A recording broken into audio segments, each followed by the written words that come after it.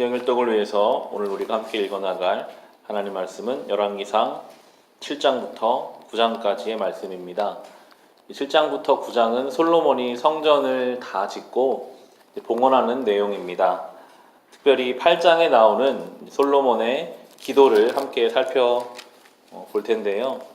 33절부터 보시면 솔로몬이 성전을 다 짓고 주님 앞에 기도하는 내용이 나옵니다. 33절부터 보시면 주님의 백성 이스라엘이 주님께 죄를 지어 적에게 패배하였다가도 그들이 뉘우치고 주님께로 돌아와서 주님의 이름을 인정하고 이 성전에서 주님께 빌며 간구하거든 주님께서는 하늘에서 들으시고 주님의 백성 이스라엘의 죄를 용서해 주십시오.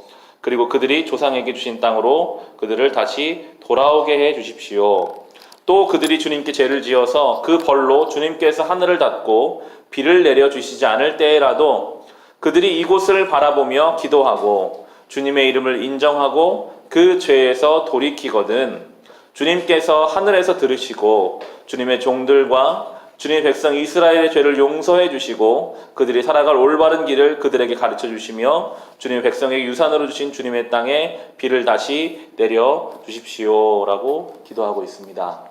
성전에 대해서 주님께 기도할 때 이 성전에서 죄를 돌이키게 해달라라고 간구하고 있습니다.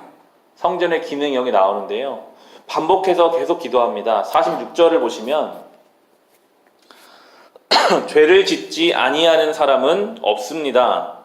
이 백성이 주님께 죄를 지어서 주님께서 진노하셔서 그들을 원수에게 넘겨주시게 될 때에 멀든지 가깝든지 백성이 원수의 땅으로 사로잡혀 가더라도 그들이 사로잡혀간 그 땅에서라도 마음을 돌이켜 회개하고 그들을 사로잡아간 사람들의 땅에서 주님께 자복하여 이르기를 우리가 죄를 지었고 우리가 악행을 저질렀으며 우리가 반역하였습니다 하고 기도하거든 하면서 50절을 보시면 주님께 죄를 지은 주님 백성을 용서하여 주십시오. 주님을 거역하여 저지른 모든 반역죄까지도 용서하여 주십시오. 그들을 사로잡아간 사람들 앞에서도 불쌍히 여김 받게 하셔서 사로잡아간 사람들도 그들을 불쌍히 여기게 해주십시오 라고 기도하고 있습니다. 같은 내용이 반복돼서 나옵니다. 강조하고 있습니다. 성전에서 하나님 앞에 우리가 가져야 할 신앙의 태도가 바로 이것입니다. 주님께 돌이키는 것입니다. 주님 전에 나올 때마다 내가 지은 죄를 짓지 않을 수는 없으니까요. 솔로몬이 말하고 있는 것처럼 죄를 지지 않고 사는 사람은 없습니다. 중요한 것은 주님 앞에 주님 내가 죄인입니다 라고 주님께 엎드리고 고백하면 그것을 받아주시는 주님이심을 성경이 우리에게 가르쳐주고 있습니다. 예수님이 누가복음에서 우리에게 비유로 알려주신 그 탕자의 비유는 생각할 때마다 참 은혜가 됩니다.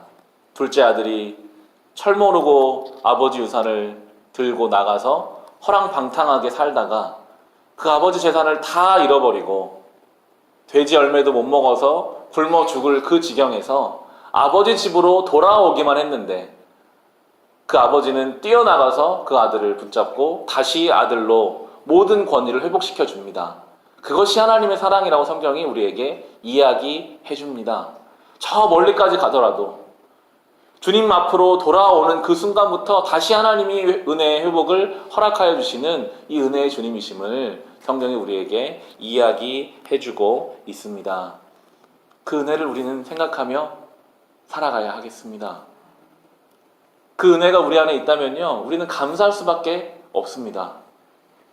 하나님 앞에 겸손할 수밖에 없는 것입니다. 솔로몬 이렇게 주님께 기도하고 나자 9장에서 주님이 솔로몬에게 나타나셔서 말씀하시는 내용이 나옵니다. 3절과 4절, 9장 3절과 4절을 보시면 주님께서 솔로몬에게 말씀하십니다. 그에게 말씀하셨다. 내가 나에게 한 기도와 간구를 내가 들었다. 그러므로 나는 내가 내 이름을 영원토록 기리려고 지은 이 성전을 거룩하게 구별하였다. 따라서 내 눈길과 마음이 항상 이곳에 있을 것이다. 너는 내 앞에서 내 아버지 다윗처럼 살아라. 그리하여 내가 내게 명한 것을 실천하고 내가 내게 준 율례와 규례를 온전한 마음으로 올바르게 지켜라 라고 말씀하십니다. 하나님이 요구하시는 건요, 우리가 읽지 않았지만 앞에 보시면 솔로몬이 엄청나게 많은 제사를 드리거든요. 지금으로 말하면 예배를 아주 경건하게 온 힘을 다해 드렸어요. 성전을 지었고요. 그런데 하나님이 솔로몬에게 하시는 말씀은 더 성전을 지어라 라든지 더 제사를 더 크게 드려라 라든지 이런 얘기가 없고요. 다윗처럼 살아라 라고 말씀하시더라고요. 하나님이 성도들에게 요구하시는 신앙의 모습은 물론 종교적인 경건성도 필요하겠지만 삶을 요구하고 계십니다. 너희 아버지 다윗처럼 그렇게 살아라. 그러면서 더 구체적으로 붙이시는 것이 율례와 규례를 말씀을 따라서 온전한 마음으로 실천하며 살라라고 말씀하십니다. 하나님이 성도에게 원하시는 신앙생활이라고 하는 것은 주님이 주신 이 말씀과 이 종교적인 것들을 우리의 삶으로 이어가는 것입니다. 은혜 받은 사람답게 살라고 하십니다. 용서받은 사람답게 살라고 하세요.